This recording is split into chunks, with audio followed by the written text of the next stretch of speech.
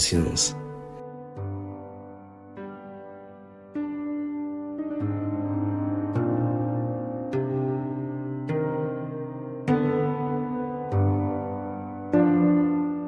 Votre émission au cœur du réel.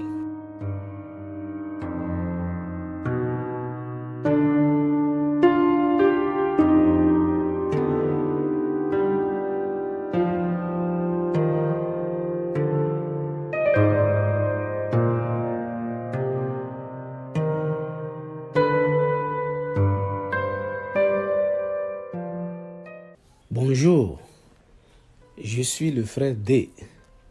Bienvenue dans Conscience, votre émission au cœur du réel. Je suis très heureux de savoir que vous êtes très nombreux à nous écouter. Aujourd'hui, nous allons parler de l'éducation des enfants. Vous savez, c'est une très grande joie d'être père, d'être mère. C'est une très très grande joie d'être papa et maman. C'est aussi une grande responsabilité que de l'être. Lorsque nous parlons des enfants ou de leur éducation, nous parlons d'une autorité parentale. D'une autorité qui éduque l'enfant. Vous voyez, lorsque je parle d'autorité parentale, je ne parle pas de la domination parentale. Je ne parle pas de cette domination que certains parents ont sur les enfants. Ce n'est pas de ça que je parle. Je parle de l'autorité, je parle de l'aspect où les enfants sont sous une autorité, sous une protection. Vous voyez? Parce que l'enfant a besoin d'être protégé. L'enfant a besoin des soins. L'enfant a besoin de nourriture. L'enfant a besoin d'instruction pour que nos enfants soient fiers de nous. Vous voyez, reconnaissons quand même que nous avons échoué.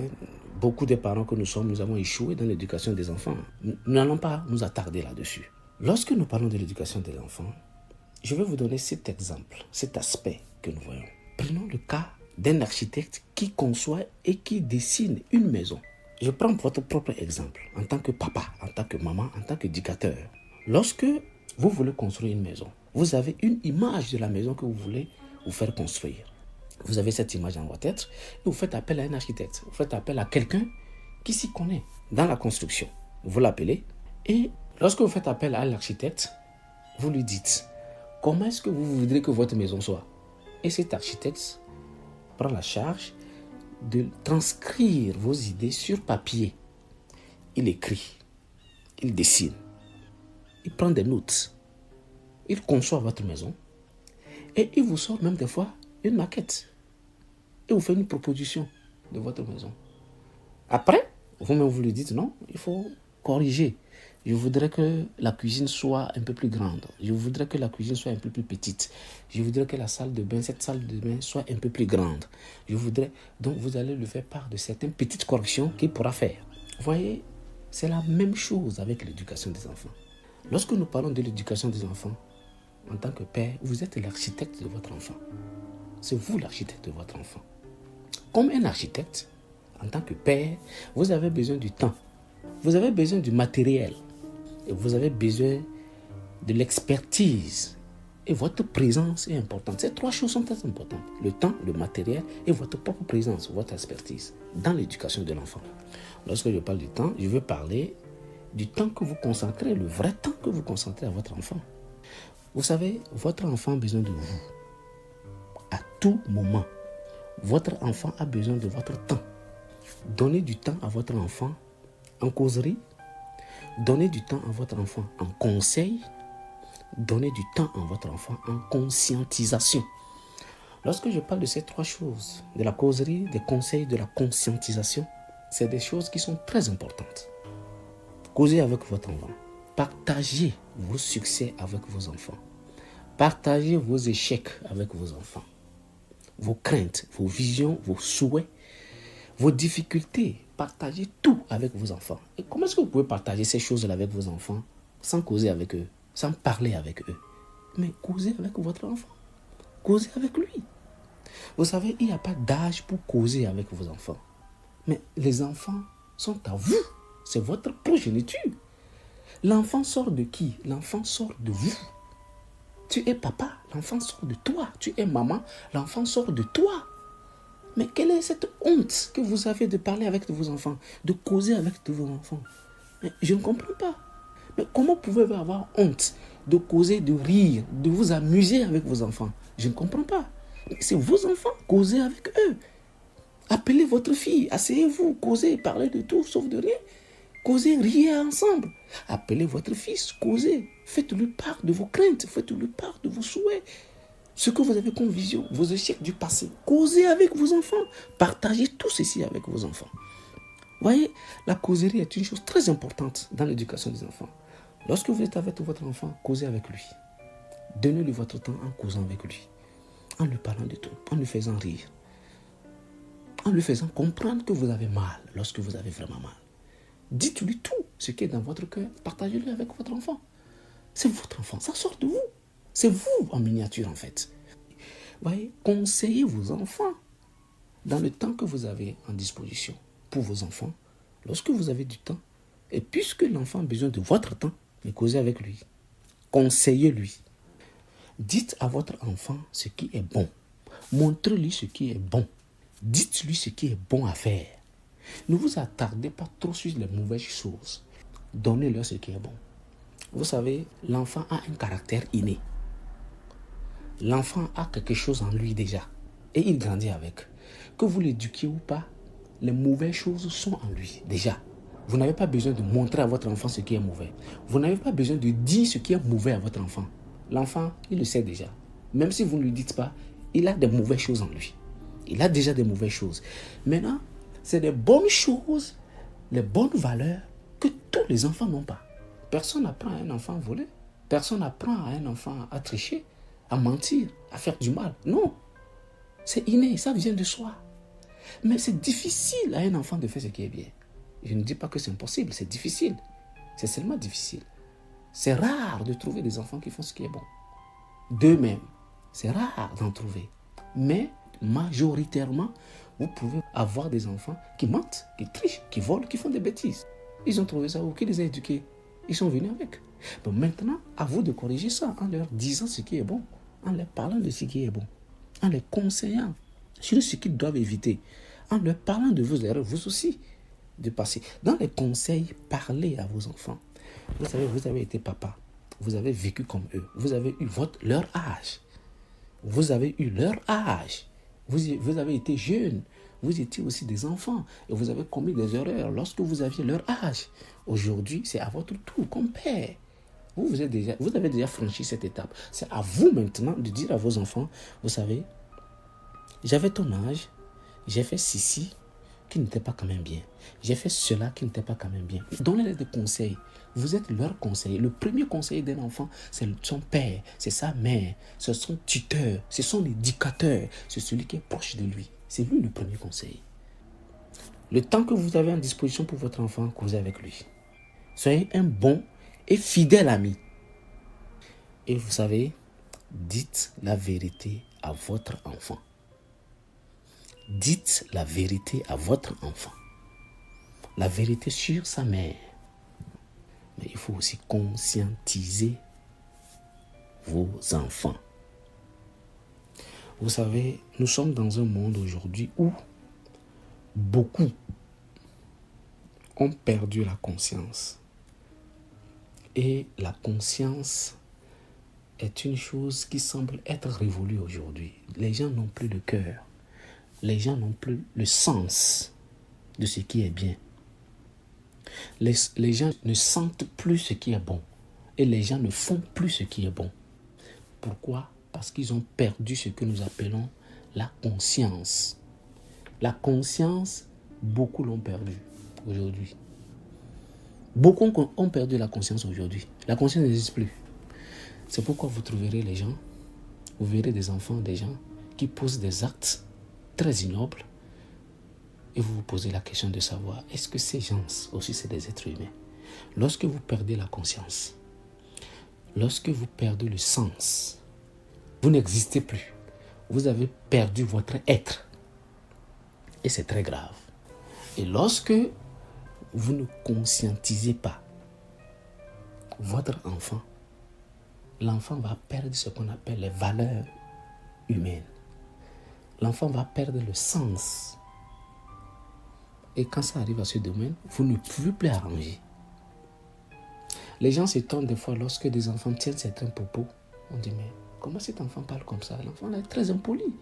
Oui, c'est ce qu'il a gagné, c'est ce qu'il a eu, c'est ce qu'il a reçu. En tant que père, prenez le temps de causer avec votre enfant.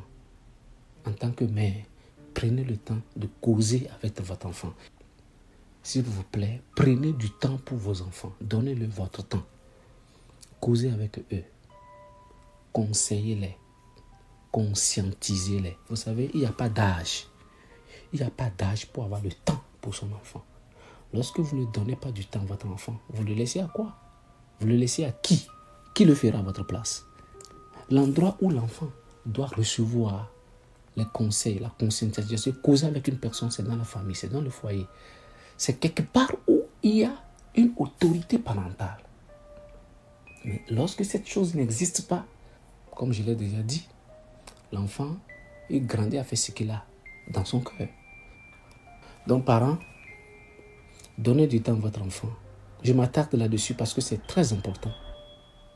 Vous savez, c'est un sujet qui touche et c'est un sujet qui est important. Lorsque vous-même, parents, vous avez vécu des situations difficiles dans votre foyer, dans le foyer où vous avez grandi, vous avez vécu des situations atroces avec votre père, avec votre mère, et à d'autres avec vos grands-parents, grand-maman, grand-papa, avec un oncle, la femme d'un cousin, la femme d'un oncle, chez une tante. Lorsque vous-même, parents, vous vivez ces choses, vous grandissez avec, et que vous avez des enfants, et que vous ne pouvez pas leur conseiller, vous ne pouvez pas les conscientiser, vous ne pouvez pas causer avec eux pour leur dire ce que vous avez vécu, partager vos valeurs, partager ce que vous avez vécu avec ces enfants, pour les construire, des fois c'est gênant. Lorsque vous êtes parents, donnez à vos enfants ce que vous avez, ce que vous connaissez.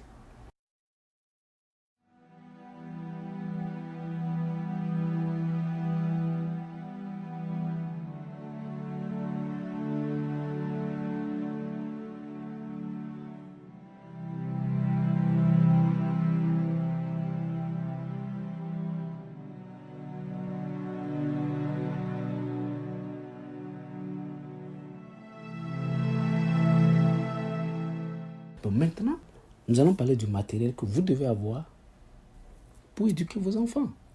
Lorsque nous parlons du matériel, c'est comme nous parlons de vous-même, ce que vous avez, ce que vous possédez, vos atouts. Il le faut. Qu'est-ce que vous pouvez transmettre? Si vous n'avez rien, vous ne pouvez rien donner, bien évidemment.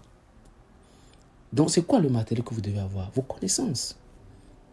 Vous êtes papa, vous êtes maman, vous êtes tuteur, mais vous avez des expériences, vous avez des talents, vous avez été instruit, vous avez des connaissances, vous avez lu des livres, vous avez été à l'école, ou vous n'avez même pas été à l'école, vous avez des expériences, vous avez vécu quelque part.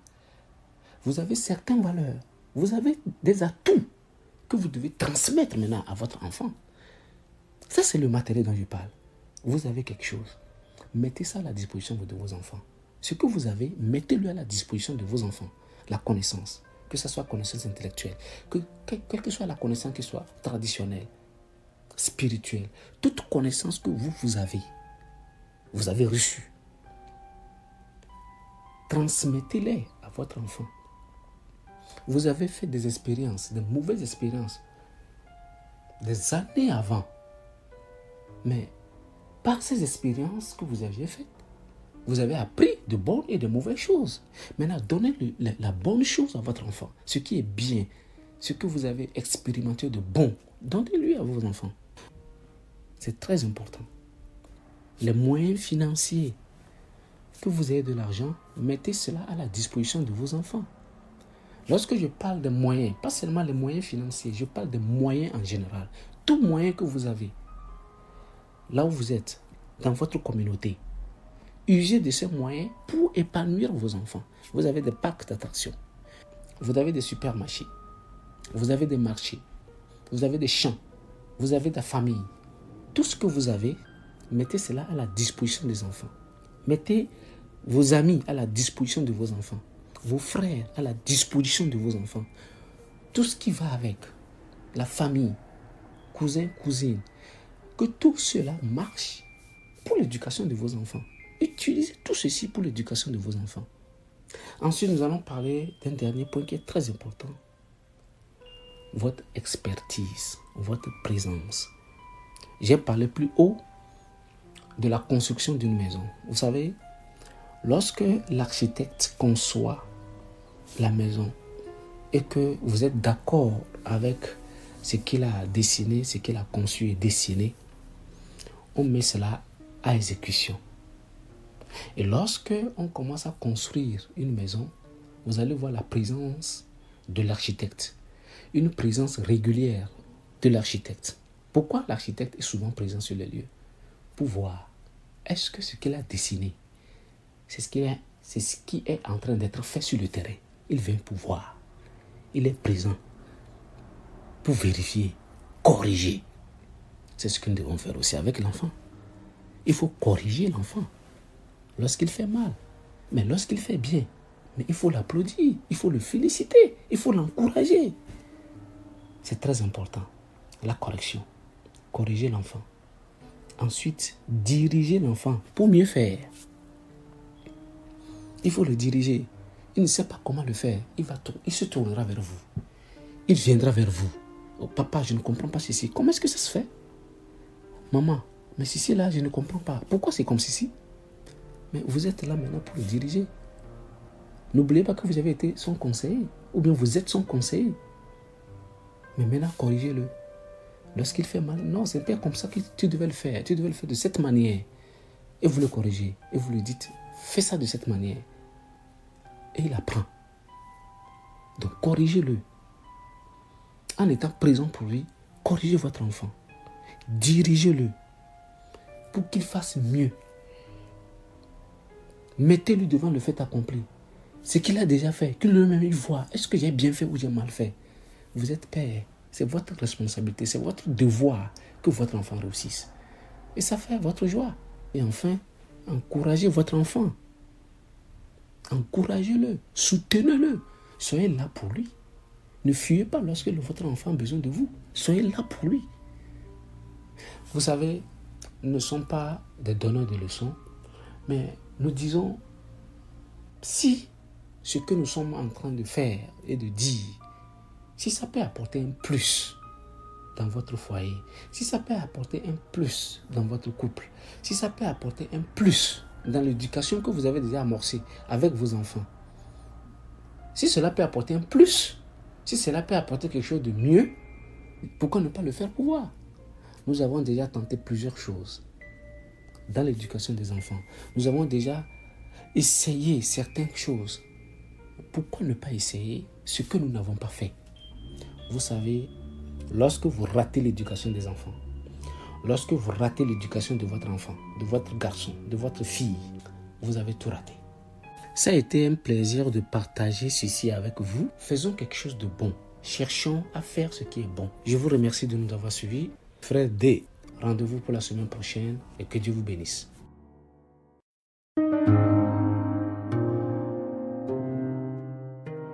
Conscience.